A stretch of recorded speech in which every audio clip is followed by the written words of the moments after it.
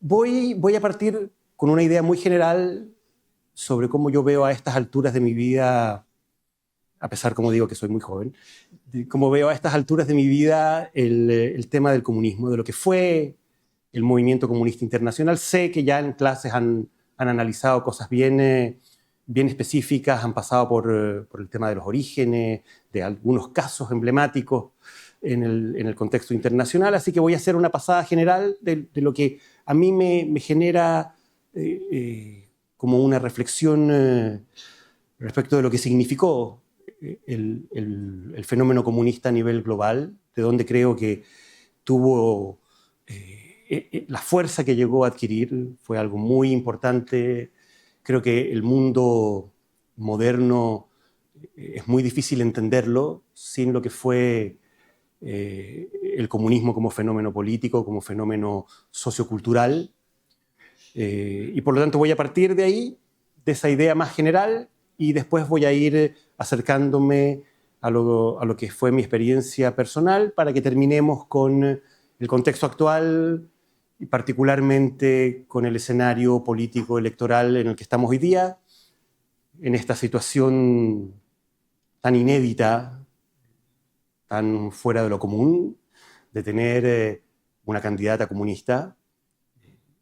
No es fácil encontrar en el mundo procesos electorales, menos en el siglo XXI, donde haya una candidata comunista que, si bien, en mi opinión, según muestran todos los estudios de opinión pública, tiene hasta ahora al menos pocas posibilidades de ganar las elecciones, sí tiene muchísimas posibilidades de estar en segunda vuelta. Vamos a tener una segunda vuelta con una candidata comunista y creo que eso ya, de alguna manera, nos marca como un país que tiene sus singularidades, que son muchas. Vamos a conversar de algunas de ellas también. Yo creo que el comunismo, como fenómeno histórico, como fenómeno político, no se explica sin lo que fue la revolución industrial. El fenómeno comunista surge en el contexto de la revolución industrial. No es casualidad que Marx y Engels hayan publicado el Manifiesto Comunista el año 48, y menos aún es casualidad el que el Manifiesto Comunista se haya publicado en Inglaterra, precisamente en la cuna de la Revolución Industrial. Creo que el fenómeno del desarrollo industrial y, junto con ello, el fenómeno de lo que es el modelo económico capitalista es una cuestión clave para entender lo que fue el comunismo como respuesta, como reacción crítica de un sector de la intelectualidad europea y particularmente del mundo del trabajo que estaba recién en génesis, en germen, en el contexto de lo que fue el proceso de la revolución industrial y del origen del capitalismo. El mundo venía desde el siglo XV, XVI en un proceso de secularización, en un proceso de pérdida de centralidad de las lógicas propiamente religiosas para explicar el mundo y para ver y entender los fenómenos sociales, políticos, culturales. Y yo creo que el comunismo, Marx, el marxismo, de alguna manera lo que vienen a hacer en el contexto de una modernidad en desarrollo y sobre todo, como digo, de este momento clave en el desarrollo del mundo moderno que es la revolución industrial y el origen del capitalismo, vino de alguna manera el marxismo y el comunismo después a llenar un vacío. Un vacío que tenía que ver precisamente con la pérdida del sentido religioso, con el debilitamiento de las claves y del ethos propiamente religioso en el contexto de lo que era la secularización y la laicización de la sociedad. Yo creo que el marxismo, si uno pudiera definirlo de una manera muy simple, es bien complejo definir el marxismo y lo que fue el fenómeno comunista porque, entre otras cosas, hay muchas experiencias muy diversas. Hay cosas en común, pero también hay mucha diversidad en lo que fue el movimiento comunista y en lo que fue la experiencia de países muy diversos que pasaron por el socialismo. Yo creo que el marxismo, si uno pudiera definirlo en términos muy simples, muy generales, fue en esencia una religión laica. Una religión laica que, como digo, vino a reemplazar a un etos religioso que venía debilitándose producto de la secularización de la sociedad, producto de lo que era el desarrollo de la ciencia, del desarrollo de la tecnología y del desarrollo de un nuevo modelo económico que vino a reemplazar finalmente a la economía feudal, que es el capitalismo. Y lo que Marx hace es algo que de alguna manera conecta con una visión religiosa del mundo, que estaba, como digo, problematizada, complejizada, debilitada por estos procesos de cambio que estaba viviendo el mundo moderno, y Marx lo que hace es tomar ciertas claves de la modernidad y transformarlas literalmente en una nueva religión. En el marxismo hay una utopía religiosa, una utopía igualitarista. Hay una idea de un paraíso perdido. Marx habla en muchos de sus textos, particularmente en sus textos de historia, los textos posteriores a 1850, de un comunismo primitivo que de alguna manera hace referencia a la idea de un paraíso perdido, es decir, el comunismo al cual Marx aspira como un estadio superior del capitalismo, es algo que también conecta con algo que es anterior, que es propio del origen de la sociedad, según Marx, un momento anterior a la división de la sociedad en clases sociales. Entonces también hay en el comunismo esta idea de que es una etapa posterior al capitalismo, pero que nos conecta con cosas que son anteriores a la sociedad de clases. También en el marxismo hay una lógica que es propiamente religiosa, que tiene que ver con textos sagrados. El manifiesto comunista se transformó de alguna manera en un libro que, en mi opinión, ha sido probablemente uno de los libros más influyentes, más determinantes de la vida política, de la vida sociocultural, de la vida económica del mundo. Si ustedes lo piensan, a partir de 1850 en adelante, es decir, la segunda mitad del siglo XIX, pero sobre todo lo que fue el siglo XX a nivel global, a nivel de toda la humanidad, uno podría decir legítimamente que la humanidad durante más de un siglo estuvo dividida en función del manifiesto comunista y de lo que simbolizaba el manifiesto comunista. Es decir, un sector de la humanidad estaba en contra de lo que Marx sostenía en ese texto y otro sector de la humanidad estaba de acuerdo con ese texto. Es decir, la humanidad en buena medida se dividió política y culturalmente en función de quienes estaban de acuerdo con las ideas de Marx, particularmente con las ideas planteadas en el Manifiesto Comunista, y de quienes estaban en contra de esas ideas. Yo no sé si hay otro libro, otro autor, otro cuerpo de ideas que haya tenido una influencia tan relevante en el mundo como tuvieron en ese sentido las ideas de Marx. En el marxismo hay un profeta, hay una clase social que anuncia una buena nueva. Esa clase social, ese profeta del marxismo, es el proletariado, la clase obrera.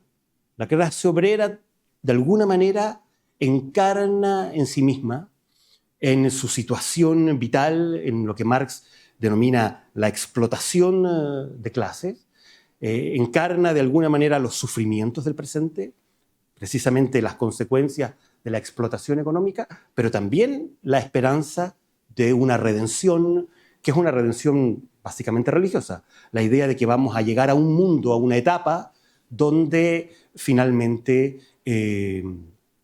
ese sufrimiento va a ser expiado históricamente.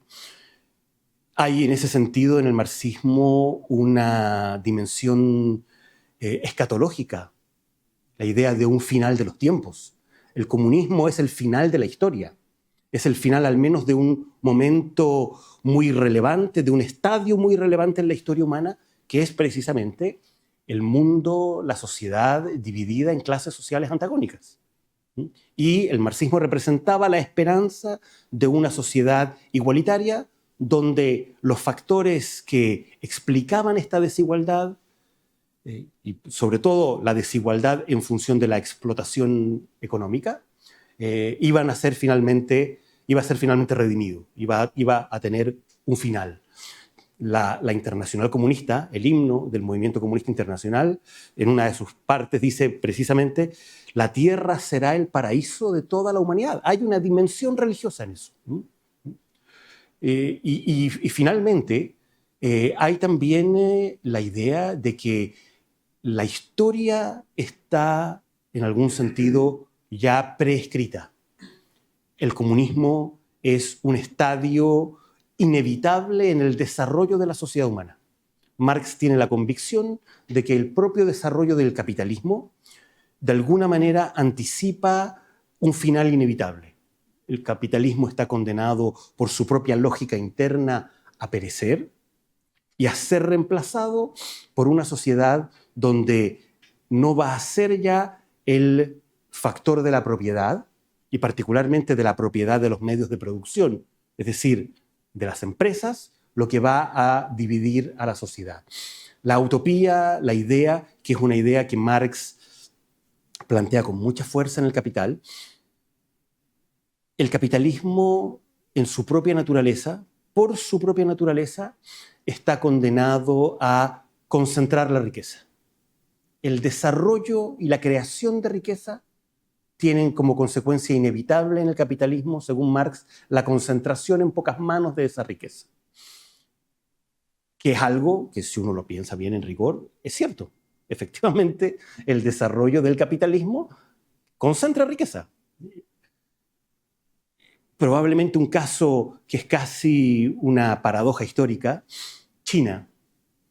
La China de las últimas décadas, una China que ha mantenido el férreo control de un sistema político comunista, un sistema de partido único, un sistema sin participación de la sociedad civil en la toma de decisiones, un partido que se confunde con el Estado y que se confunde con el conjunto de la sociedad civil. Finalmente, no hay organizaciones civiles independientes del control político que ejerce el Partido Comunista en China.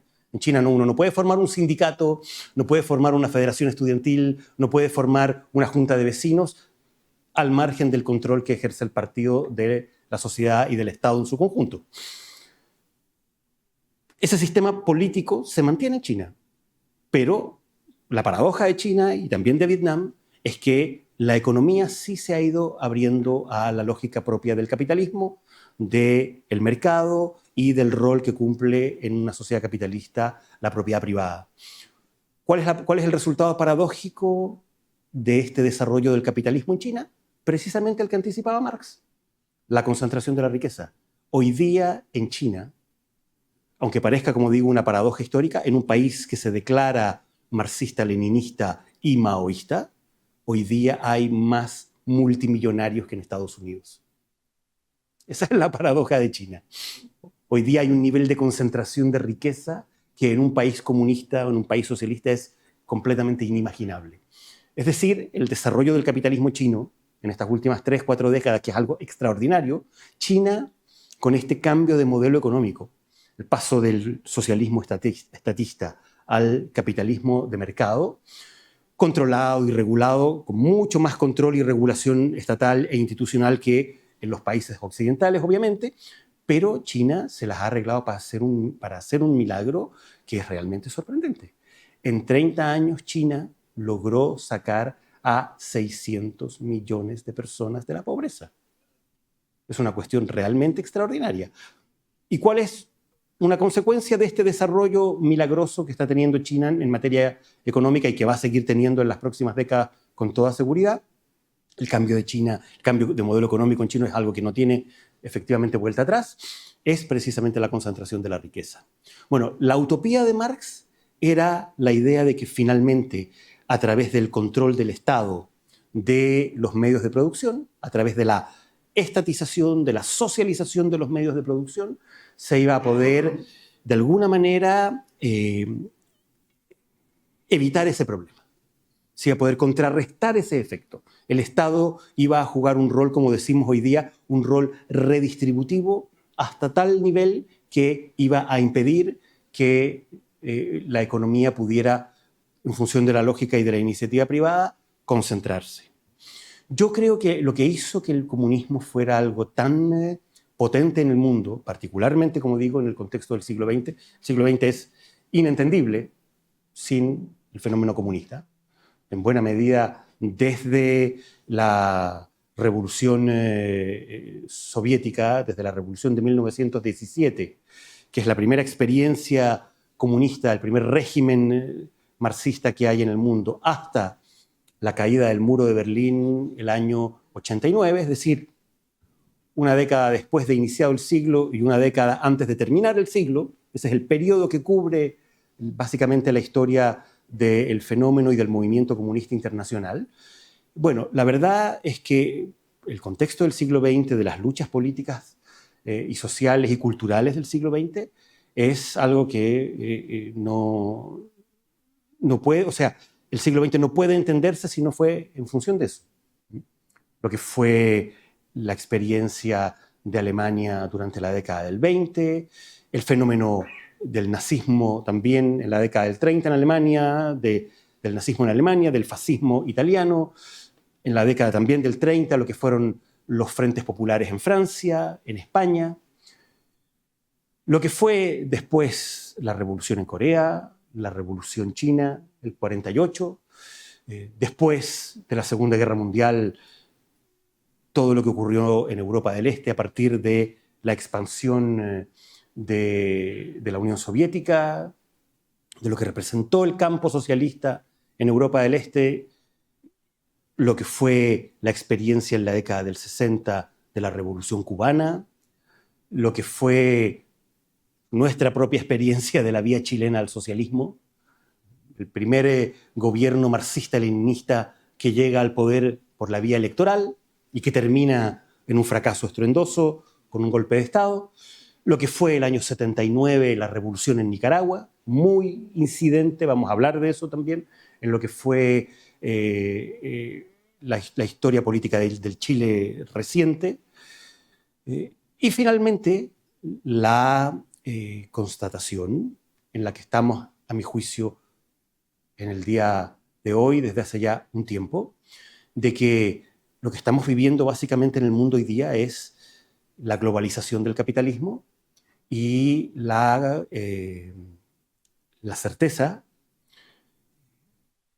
al menos para algunos, para muchos probablemente, de que la globalización del capitalismo, al menos en este estadio civilizatorio en el que estamos, es un fenómeno que no tiene alternativas. No hay alternativas a la globalización del capitalismo.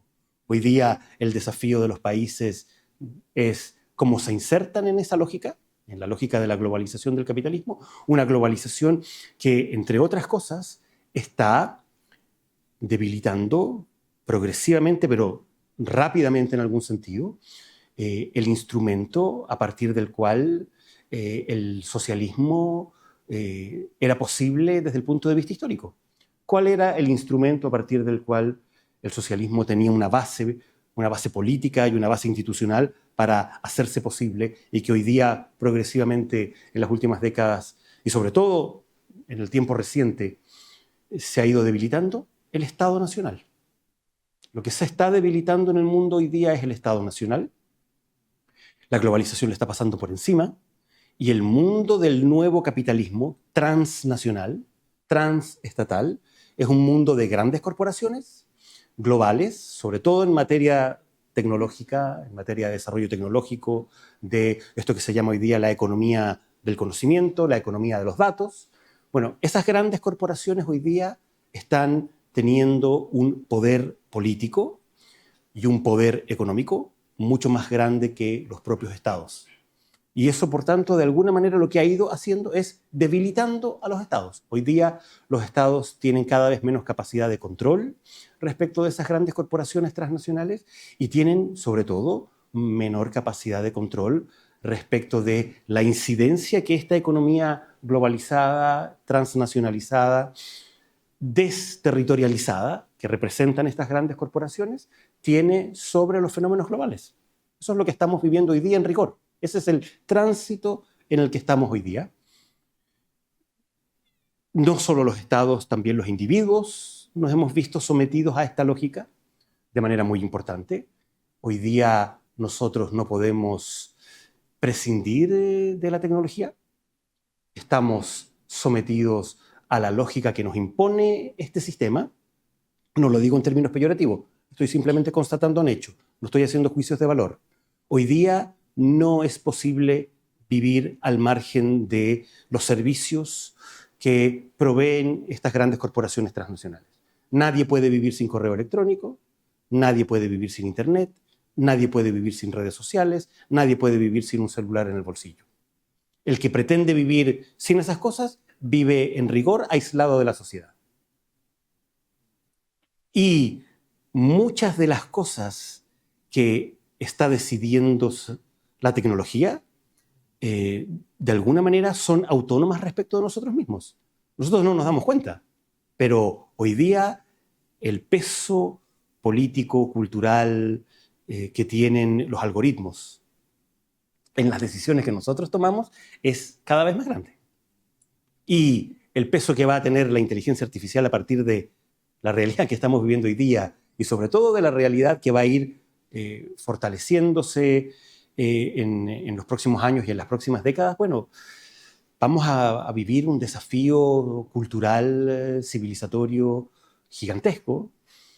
Google hoy día, les voy a poner un solo ejemplo interesante respecto a lo que estamos viviendo hoy día.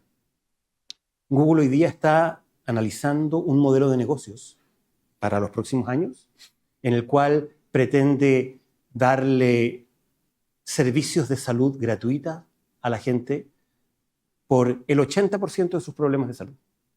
Google nos quiere regalar la salud, así como nos regala el correo, nos quiere regalar prestaciones médicas, salvo en el caso de las enfermedades catastróficas, que obviamente son muy caras. Pero en todo lo demás pretende regalarnos los servicios de salud en los próximos años.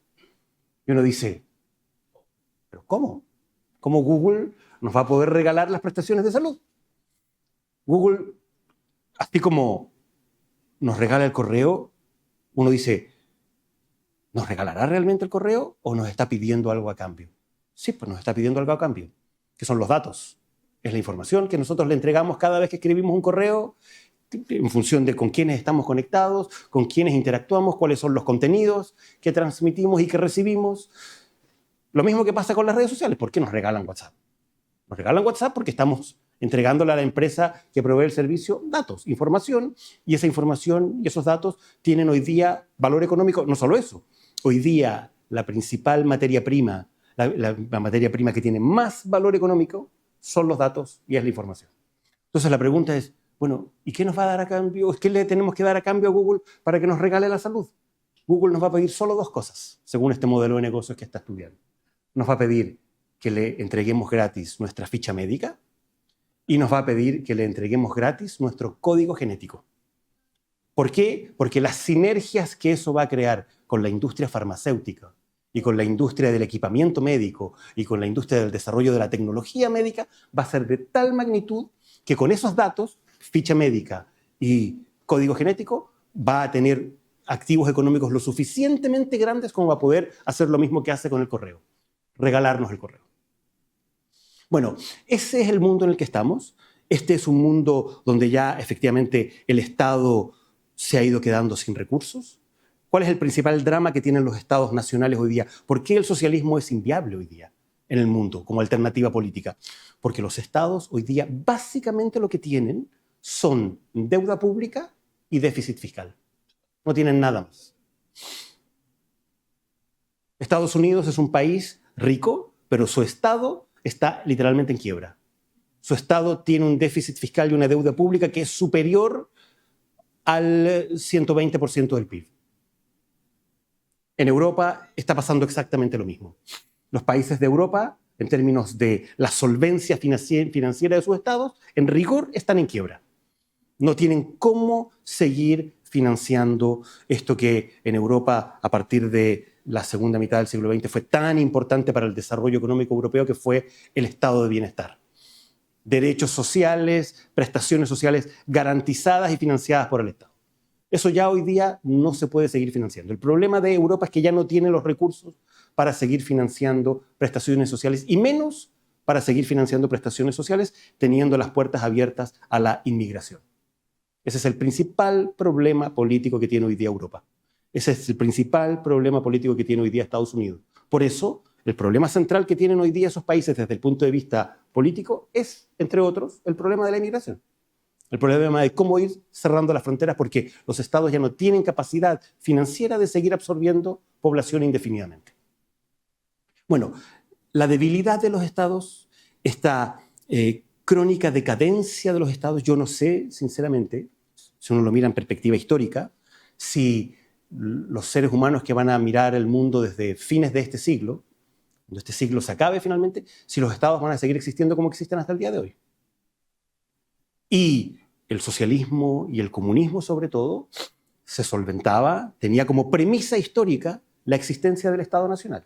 En ese sentido, el socialismo y el comunismo es y fue un fenómeno profundamente moderno. Requería como condición necesaria la existencia del Estado moderno, la existencia del Estado Nacional y sobre todo de un Estado que pudiera generar los recursos a través de empresas públicas que ya prácticamente no existen. Es más, las pocas empresas públicas que existen en el mundo están también todas en quiebra. Son empresas por definición insolventes. Sin ir más lejos, es cosa de mirar lo que nos pasa a nosotros con Televisión Nacional, con ENAP, con Codelco. Son empresas que si uno las mirara desde el punto de vista de la lógica privada, sería muy difícil sostenerlas en el tiempo. Y, por tanto, este sueño, la idea de que el Estado podía tomar el control de la economía, el Estado podía tomar el control de la propiedad privada de los medios de producción, es en la medida en que el Estado se ha ido debilitando progresivamente y ha ido siendo reemplazado por grandes corporaciones privadas de carácter transnacional, es hoy día efectivamente un imposible. Y yo creo que el drama existencial que vive la izquierda en Chile y en el mundo tiene básicamente que ver con esto. La izquierda en el mundo se quedó huérfana porque su proyecto político dejó de existir. Esa es la realidad. No hay ningún país en el mundo hoy día donde el socialismo entendido como socialismo de Estado sea viable en el contexto de la globalización del capitalismo. Y ese es el drama existencial que vive la izquierda. Y esa es la razón por la cual, dado que ya la idea de luchar por una alternativa al capitalismo no existe, no es viable, no tiene condiciones básicas, las bases materiales de esa lucha ya no existen, bueno, se ha tenido que mover en la lógica de ir acercándose a, podríamos llamarlo, objetivos secundarios. El feminismo, el ecologismo, la cultura woke, el plurinacionalismo, el multiculturalismo. ¿Por qué ha tenido que las identidades de género, el lenguaje inclusivo, para terminar un poco con lo que han sido las cosas del último tiempo? ¿Por qué? Bueno, no le quedó otra alternativa para poder seguir existiendo y expresando una cierta resistencia, una cierta radicalidad en contra del sistema, que aferrarse a estos objetivos secundarios, a estas compensaciones existenciales, por decirlo de alguna manera. ¿Por qué? Bueno, porque efectivamente el objetivo principal que tenía la izquierda, el objetivo con el cual nace la izquierda moderna en el mundo, a partir de la publicación del Manifiesto Comunista en el año 1848, que era la lucha por una alternativa a la sociedad capitalista, bueno, esa alternativa definitivamente ya no existe. Entonces, como esa alternativa definitivamente ya no existe, se han tenido que resignar en función de estas otras agendas alternativas. Voy a dejar esta mirada general sobre el mundo y sobre lo que está pasando en el mundo hasta aquí, voy a hablar un poco de mi caso personal, de lo que ha sido, de lo que fue mi historia, haciendo algunas reflexiones sobre lo que fue la historia también de la izquierda chilena. Yo creo que la izquierda chilena está atravesando por una crisis muy profunda. Vamos a analizar al final lo que ha ocurrido en los últimos años en Chile y cuáles son los escenarios que se vienen hacia adelante en función de los procesos electorales que estamos viviendo. Pero si uno pudiera mirar en perspectiva lo que ha ocurrido en Chile, en el Chile de los últimos 50 años, del último medio siglo, uno hace una constatación que es bien dramática para el mundo de la izquierda en Chile. La izquierda en Chile lleva ya, voy a decir algo bien políticamente duro, lleva ya 3 generaciones consecutivas marcadas por la derrota y marcadas por el fracaso. La primera, la generación del golpe de Estado.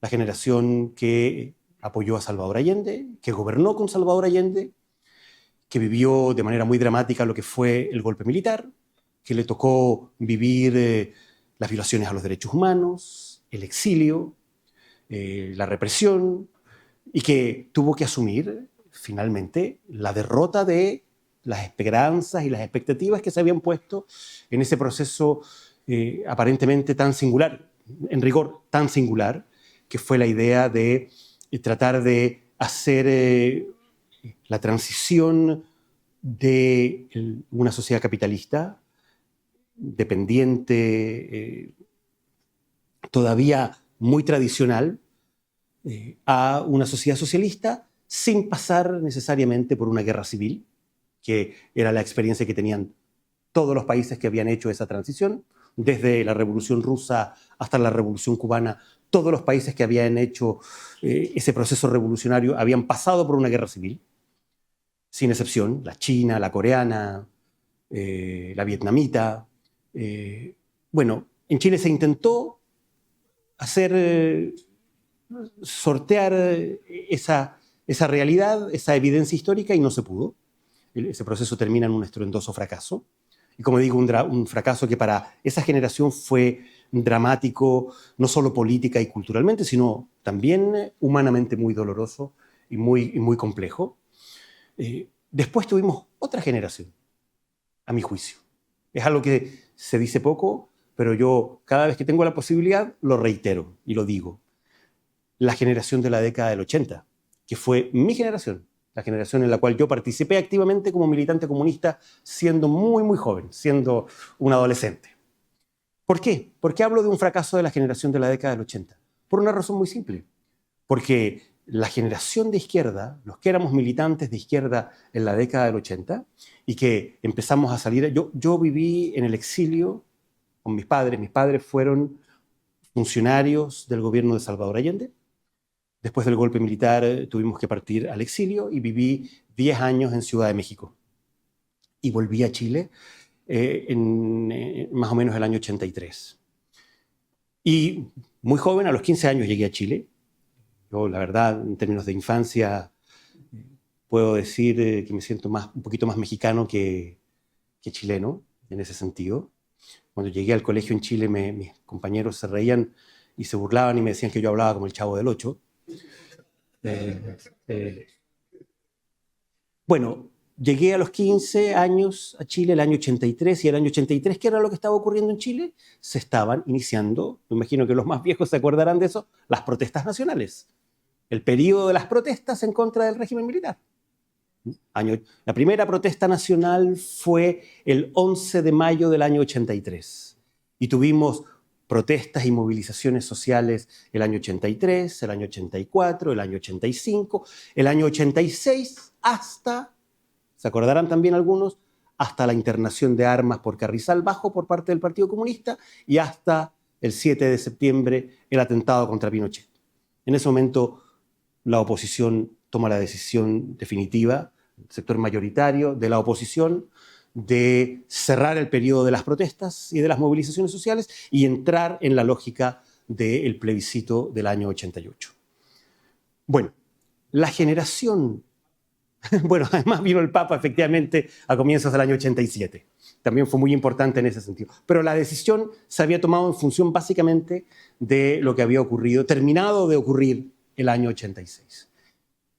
¿En qué estábamos los militantes de izquierda, y no solo de izquierda, también la centroizquierda, incluyendo a la democracia cristiana? Con la democracia cristiana estábamos en la oposición a Pinochet. La democracia cristiana y sus aliados, el Partido Radical y el socialismo democrático, el Partido Socialista Renovado, como se lo llamaba en esa época, estaban por enfrentar al régimen militar o a la dictadura militar por la vía de la no violencia activa. Movilizaciones sociales sin carácter violento. Consideraban que la violencia frente a un régimen militar no tenía ninguna efectividad. Y el sector al cual yo pertenecía, el Partido Comunista y sus aliados, es decir, el socialismo encabezado por el ex canciller Clodomiro Almeida y el MIR, estábamos en la política de todas las formas de lucha para enfrentar al régimen militar, incluyendo la vía armada.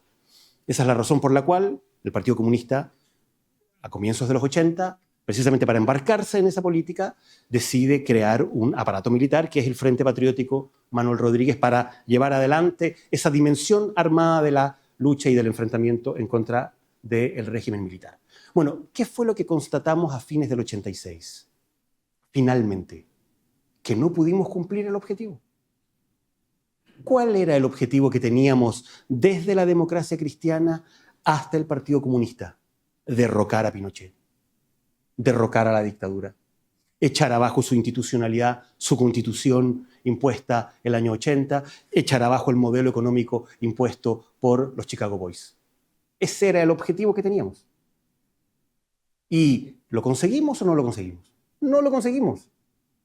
Como no conseguimos ese objetivo con movilizaciones sociales y con protestas desde el año 83 hasta el año 87, hasta comienzos del 87, tuvimos que aceptar la tesis que a partir ya del año 85 un sector de la democracia cristiana empezó a intentar imponer desde el punto de vista del convencimiento y que los sectores más de izquierda nos resistimos hasta el final a aceptar que no iba a haber posibilidades de derrocar a Pinochet y a la dictadura por la vía de la movilización social y que por lo tanto la única alternativa para sacar a Pinochet del gobierno y a la junta militar del gobierno iba a ser aceptar el cronograma institucional fijado en la constitución de Pinochet, en la constitución del 80, y aceptar una transición a la democracia en los marcos de esa institucionalidad. Y eso fue finalmente lo que ocurrió. Cuando la oposición a Pinochet decide participar del plebiscito del año 88, lo que está haciendo es confirmando una derrota estratégica total. No pudimos derrocar a Pinochet, tuvimos que aceptar las reglas del juego del régimen militar, tuvimos que aceptar el cronograma institucional, tuvimos que aceptar que el plebiscito fijado por el régimen... El otro día escuchaba a estos jóvenes socialistas que salieron defendiendo a la vía armada, no sé si vieron en Concepción, y que decían, no, si esto no, la transición a la democracia no fue un logro del lápiz y el papel el día del plebiscito, sino que fue un logro de la lucha armada. El plebiscito del año 88 no fue un logro ni del papel y el lápiz, ni de la vía armada. El plebiscito del año 88 estaba fijado en la Constitución desde hacía 8 años antes. En la Constitución del 80, el constituyente Jaime Guzmán, entre otros, habían fijado ese plebiscito y habían establecido cuáles iban a ser las consecuencias. Constitucionalmente las habían definido. ¿Qué iba a ocurrir en el escenario A si el candidato presentado por el régimen militar, en este caso Pinochet, ganaba el plebiscito, y en el escenario B si es que el candidato presentado por el régimen militar perdía el plebiscito? Esas dos alternativas y todo lo que eran las consecuencias de esas alternativas estaban fijadas en la Constitución. Entonces, venir a decir que la existencia de ese plebiscito es un logro de la oposición, no fue un logro de la oposición.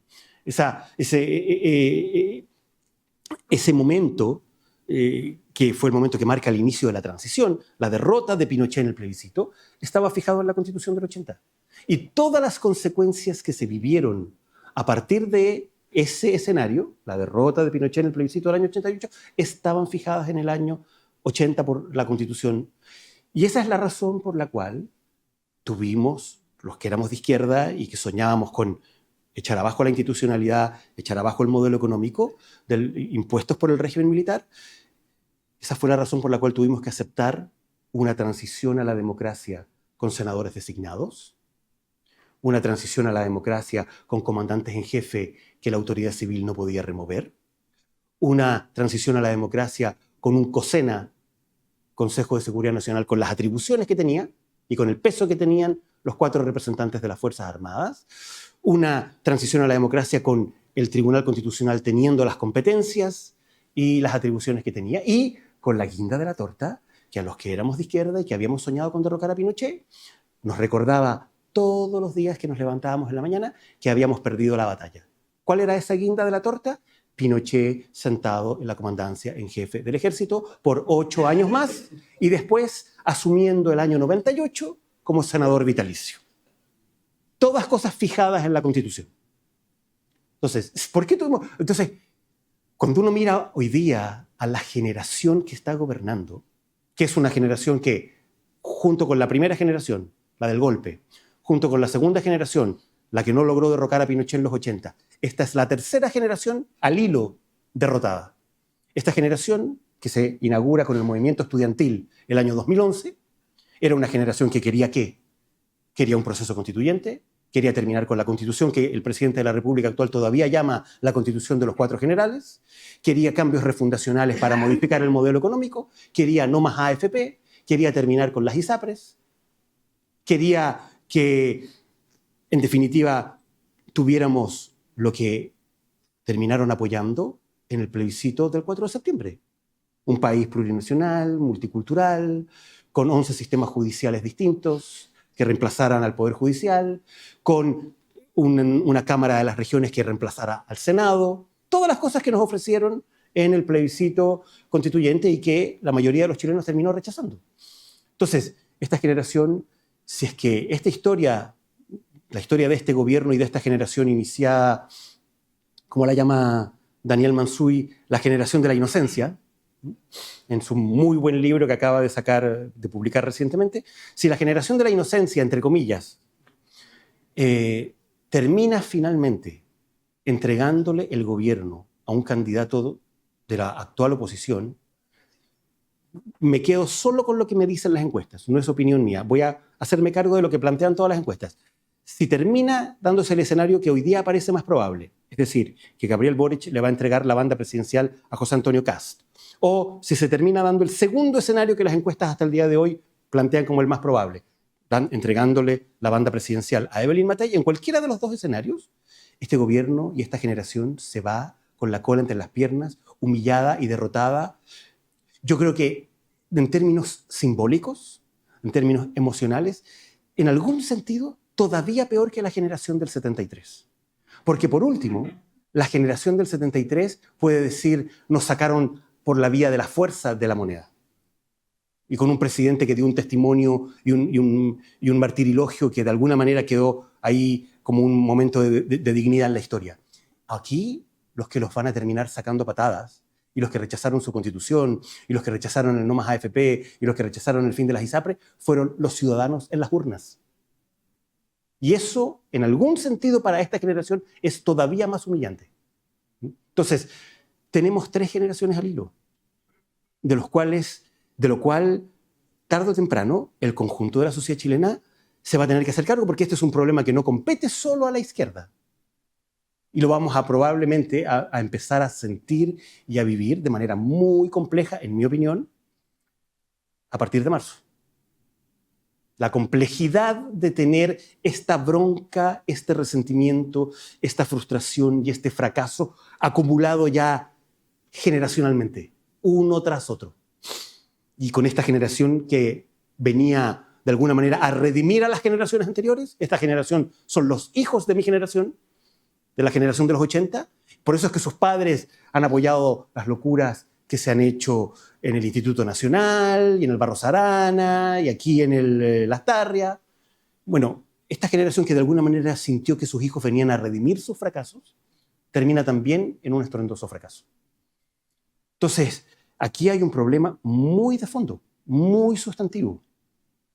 ¿Y cuál es el fracaso final? el fracaso que de alguna manera uno puede decir, mira, más allá de las consideraciones locales y de las particularidades que ha habido en Chile en las últimas décadas y sobre todo en estos últimos 15 años, desde que se inicia el ciclo de la alternancia en el poder en Chile y desde que el movimiento estudiantil irrumpe el 2011, bueno, que esta generación ha tenido que volver a confirmar por enésima vez que la alternativa al capitalismo, al neoliberalismo, a la globalización en la cual estamos hoy día insertos, no existe. No existe. Esa es la realidad. Aquí la única posibilidad que existe para los países en este contexto, no estoy hablando de lo que va a pasar de aquí a 100 años, nadie tiene idea de lo que va a pasar en el mundo, pero al menos en este ciclo civilizatorio en el que estamos hoy día, la alternativa de decir, me salgo de la globalización no existe, salvo que uno quiera ser como Cuba, como Corea del Norte. Pero si uno quiere estar inserto en el mundo globalizado y en las dinámicas globales del desarrollo, la alternativa de un cambio de modelo no existe. Entonces, esta generación, de alguna manera, lo que ha hecho es poner sus frustraciones en cosas como la Constitución de Pinochet, en cosas como el neoliberalismo. De la Constitución de Pinochet, en rigor, no queda ni el 20%. El 80% de las normas de la Constitución del 80 fue modificada en democracia por mayorías parlamentarias. Esa es la realidad. La última gran reforma fue precisamente la de un presidente de izquierda, la del presidente Lagos, que eliminó todas estas cosas que mencioné antes. Senadores designados, comandantes en jefe inamovibles. Lo único que no se pudo modificar en la reforma del 2005 fue el sistema binominal, pero el sistema binominal terminaron modificándolo de manera muy perjudicial para la sociedad chilena a partir del año 2015, durante este gobierno que también soñó con los cambios refundacionales, que fue el segundo gobierno de Michelle Bachelet. Un gobierno que, de alguna manera, ponía el énfasis en estas lógicas, votar la Constitución, votar el modelo económico. ¿Por qué? Porque a diferencia de la concertación, tenía incorporado precisamente al Partido Comunista. Esa era la gran diferencia. Y esa fue la condición que Michelle Bachelet puso para volver de Estados Unidos y ser candidata presidencial en el 2013, que se construyera una nueva coalición política que estuviera integrado al Partido Comunista. Yo fui militante de las Juventudes Comunistas hasta el año 91, desde el año 83, 84 hasta el año 91. Todo este periodo que fue el periodo de enfrentar al régimen militar, de asumir que no íbamos a poder derrocar a Pinochet, de tener que aceptar que íbamos a tener una transición con estas reglas del juego y no con otras, de que este modelo económico iba a persistir después del retorno a la democracia, todas cosas que para los que éramos de izquierda en esa época fueron tremendamente dolorosas y tremendamente frustrantes. Pero la más frustrante y la más dolorosa de todas fue la que empezó a ocurrir el año 89, cuando yo en lo personal descubrí lo que era el mundo socialista a partir de la caída del muro de Berlín y a partir del fin de los países socialistas de Europa del Este y a partir finalmente del año 91 de una cosa que yo no me habría imaginado ni en mi peor pesadilla de joven revolucionario, que iba a terminar desapareciendo la Unión Soviética. Bueno, cuando esas cosas ocurrieron en el mundo, yo tuve la necesidad, muy joven, 19, 20 años, de tratar de entender por qué el mundo desechaba algo que para mí era la gran alternativa y la gran oportunidad de reemplazar a una sociedad desigual donde se concentraba la riqueza y donde había explotación de los trabajadores y donde había todas las cosas que yo veía como muy nocivas y propias del capitalismo. Y empecé a descubrir que las sociedades socialistas, las sociedades donde había gobernado el Partido Comunista, desde la Unión Soviética, desde el 1917 en adelante, desde la revolución de Lenin en adelante, eran países donde no existía la democracia. Yo, que había estado supuestamente luchando por la democracia durante el régimen militar en Chile, descubría que yo había estado apoyando dictaduras que en muchos sentidos eran peores que la dictadura chilena. Y que en esos países no había posibilidad, en los países socialistas, en los países gobernados por el Partido Comunista, no había posibilidad de ser opositor, de ser disidente. Está prohibido ser opositor. Está prohibido ser disidente. Estaba prohibido en esos países y en los que siguen existiendo como tales. China, que sigue teniendo un sistema político comunista. Vietnam, que sigue teniendo un sistema político comunista. Corea del Norte, que sigue teniendo un sistema político y económico, en ese caso, comunista. Cuba, bueno, está prohibido, no hay partidos de oposición. Está prohibido ser opositor. Está prohibido ser disidente. No existen los medios de comunicación que no estén controlados por el Estado y por el partido único. No existe derecho a organizarse. Camila Vallejos tuvo la libertad de poder ser candidata comunista a la Federación de Estudiantes de la Universidad de Chile, ganar una elección presidencial, ganar una de presidencia de la Federación, encabezar un movimiento estudiantil que salía a las calles todos los días a revolverla y a reclamar en contra del gobierno y a exigir y a demandar cosas. Bueno, en Cuba no puede haber una Camila Vallejos. En Cuba no puede haber alguien que milite en un partido de oposición, porque no hay partidos de oposición, están prohibidos. No puede haber alguien que participe en una elección de federación estudiantil y vaya como opositora al régimen, porque no existen elecciones de federación donde pueda haber alternativas a el Partido Comunista en el poder y en el Estado. No existen medios de comunicación, no existe una sola radio independiente, no existe un canal de televisión independiente, no existe un diario independiente, tienen censuradas las redes sociales. No existen, como digo, organizaciones sociales, no hay separación de poderes, el partido único controla no solo el gobierno, controla el aparato legislativo, el poder legislativo, quienes dictan las leyes, y controla al poder judicial también. Son quienes aplican la ley, el mismo partido. Entonces, yo había luchado por el retorno a la democracia en Chile y resulta que yo defendía cosas que eran un horror. Y además no solo esto. Descubrí y entendí que las cosas que yo había defendido eran dictaduras que habían generado millones de muertos, violaciones gravísimas a los derechos humanos, torturados, desaparecidos. En el proceso de la colectivización forzosa del agro en la Unión Soviética, en el periodo de Stalin, murieron 30 millones de personas. 30 millones de personas murieron porque no quisieron entregar sus tierras. Eran campesinos muy pobres, pero que tenían una propiedad y que no quisieron la colectivización de esa propiedad y fueron forzados y murieron defendiendo esa propiedad. Fueron asesinados defendiendo sus propiedades. Bueno, y eso pasó, ¿para qué decir la cantidad de millones de muertos que hubo en la Revolución Cultural en China? Millones de muertos. ¿Para qué decir los muertos que hubo en la Guerra Civil de Camboya? Más de 3 millones de muertos. La cantidad de presos políticos que hubo en Europa del Este.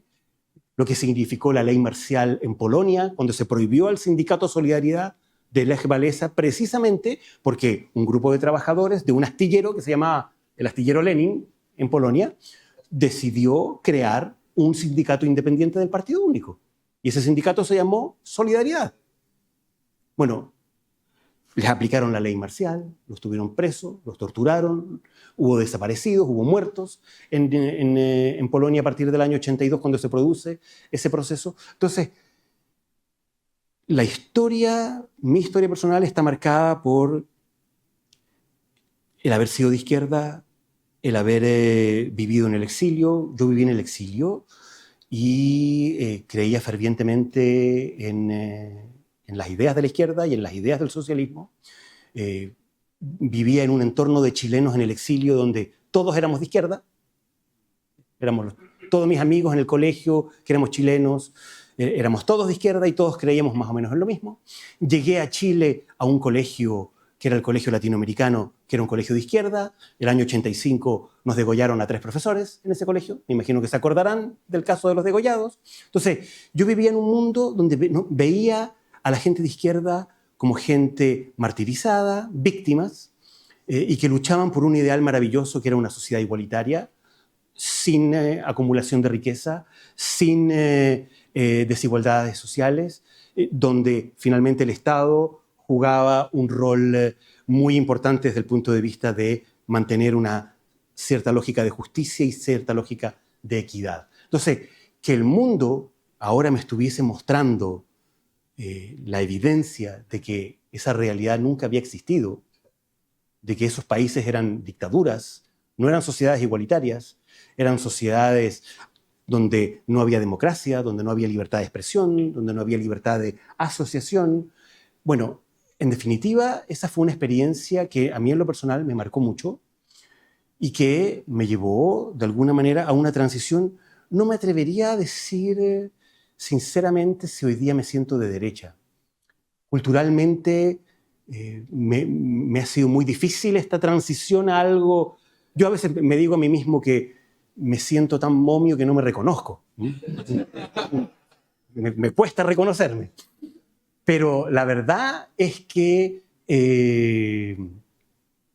hoy día entiendo que el mundo, como digo, es un mundo que no tiene alternativas, que la única posibilidad de progreso y de desarrollo económico tiene que ver con la economía de mercado, con la propiedad privada, con el respeto a las normas, a la autoridad. Yo creo que en buena parte muchos de los dramas que ha vivido la sociedad chilena en el último tiempo, sobre todo, tienen que ver con una cosa que se nos instaló y de la cual yo públicamente responsabilizo en primer lugar a Michelle Bachelet, la idea de que vivimos en una sociedad de derechos donde no hay deberes y donde no hay responsabilidades y donde no hay obligaciones. Esa idea de que la gente tiene solo derechos y no responsabilidades y obligaciones es algo que a la sociedad chilena le ha hecho un daño enorme, tremendo, y sobre todo a las nuevas generaciones. En segundo lugar, la idea de que los derechos deben ser garantizados por el Estado y deben ser gratis. ¿De dónde sacamos que los derechos son gratis? Que no requieren de contraprestaciones, que no requieren de compromisos, de esfuerzo. ¿De dónde sacamos que los derechos sociales tienen que ser universales? Michelle Bachelet, cuando se bajó del avión llegando a Chile a hacerse cargo de una campaña presidencial el año 2013, dijo públicamente con mucha inocencia, pero con muchísimo sentido común, que ella creía que debía pagarle la educación universitaria a sus hijas, porque ella tenía los recursos para hacerlo, obvio. Y el movimiento estudiantil la llamó al orden y ella en 24 horas dijo que no, que en Chile se requería una gratuidad universitaria universal, que le pagara los colegios no solo a los niños que no pueden pagarlo, sino a las familias de más altos ingresos también. ¿Por qué? ¿Por qué hay que pagarle la educación a aquellos que tienen los recursos para poder? ¿Por qué tiene que ser gratis y no tiene que ser un crédito solidario que después, en la medida en que la gente que opta a la posibilidad y tiene la posibilidad de ser profesional, no le puede ir devolviendo al Estado parte de esa ayuda para que el Estado dedique parte de esa ayuda también a ayudar a los que siguen sin poder acceder a la educación superior? Entonces, yo creo que aquí hay una lógica que a mí en lo personal me preocupa desde el punto de vista de lo que viene hacia adelante. Yo creo que una de las cosas más que a mí me generó un golpe emocional muy fuerte, casi tan fuerte como la caída del muro de Berlín y de la Unión Soviética, fue el estallido social. Yo sinceramente todavía no me reconozco en un país que mayoritariamente vivió con entusiasmo ese contexto. Entiendo las demandas, entiendo que esta es una sociedad que sigue teniendo muchos abusos, muchas injusticias y muchas inequidades, pero me cuesta mucho empatizar con un país que mayoritariamente estaba de alguna manera en las calles entusiasmada mientras se le quemaban 40 estaciones de metro a la gente más vulnerable en este país. Me cuesta mucho solidarizar. Perdí muchos amigos después del estallido social, gente con la que todavía mantenía alguna relación, gente de izquierda. Bueno, me terminé de divorciar y de separar con mucha gente cercana. Bueno, ¿por qué? Porque amigos de situación acomodada, de izquierda, viviendo en el barrio alto de Santiago, entusiasmados con el estallido, viendo cómo le quemaban el metro. ¿A quién? ¿A ellos en el barrio alto? No, a los más pobres. ¿A quiénes estaban dejando sin supermercado? ¿A la gente que vive en el barrio alto de Santiago? No. A la gente que vivía en los sectores más postergados, más modestos. ¿Cuáles eran los colegios vandalizados? ¿Los colegios privados a los que mis amigos de izquierda mandan a sus hijos? No, los colegios fiscales, los colegios públicos. Entonces, a mí esa lógica me costó mucho entenderla. Cuando yo veía las encuestas de fines de octubre del 2019, de noviembre del 2019, y veía que el 70% del país estaba entusiasmado con el estallido social y tenía expectativas positivas con el estallido social, a mí realmente eso fue un golpe emocional, político, que me costó mucho asimilar, todavía me cuesta, de hecho, todavía no lo entiendo en rigor, pero me he dado cuenta de que al menos la mayoría de la sociedad chilena empezó a pasar de la esperanza y las expectativas en ese estallido y en lo que representaba, a una cierta desesperanza, y ahora ha tenido que, y lo digo también políticamente muy incorrecto lo que voy a decir, me alegro que la sociedad chilena se haya estrellado contra el muro. Lamentablemente. Hoy día, un sector muy importante de la sociedad chilena, cuando uno mira las encuestas, la encuesta del CEP, por ejemplo, un sector muy importante de la sociedad chilena finalmente hizo la conexión entre lo que fue la violencia política del estallido y el deterioro del orden público y de la inseguridad. Estamos pagando muy caro esa fiesta y esa farra. A la sociedad chilena le ha salido carísimo. Tuvimos que aceptar algo que solamente aceptamos porque nos pusieron la pistola al pecho, la pistola sobre la mesa, que fue tener que entregar la Constitución. ¿Por qué entregamos la Constitución? ¿Por qué? Que alguien me explique y me dé buenas razones para entender por qué el 78% de los chilenos, entre los cuales me incluyo, votó apruebo en el plebiscito de entrada. Porque estábamos muy asustados de lo que estaba pasando en Chile. Por eso. Si no hubiera habido violencia política, no habríamos hecho ninguna conexión entre el malestar que se estaba viviendo en las calles, las protestas que se estaban viviendo en las calles, la violencia que se estaba viviendo en las calles y la necesidad de cambiar la Constitución. Esa era una demanda que la izquierda venía planteando desde el año 2010. Cambiar la Constitución. Proceso constituyente. ¿Por qué tuvimos que aceptar la mayoría de los chilenos esa realidad? Porque nos estaban incendiando el país. Y de alguna manera los que votamos a prueba, muchos de los que votamos a prueba en ese plebiscito, hubo un 22 que votó en contra igual, a pesar del contexto en que se estaba viviendo. Pero muchos de los que votamos a prueba en ese plebiscito, votamos porque sentíamos realmente de que la única manera de contener la violencia y de contener el que el país estuviera siendo incendiado era votar a prueba, cosa que no ocurrió. En definitiva, la izquierda siguió planteando más o menos lo mismo, sigue planteando más o menos lo mismo. ¿Cuál es? Con esto termino, ya estamos en la hora, vamos a dar espacio a las preguntas. Vamos a dar espacio ya a las preguntas con esto. Pero termino con lo siguiente. Para mí, los procesos constituyentes fracasaron por una razón muy simple. Porque los procesos constituyentes no fueron una discusión sobre el presente y menos sobre el futuro.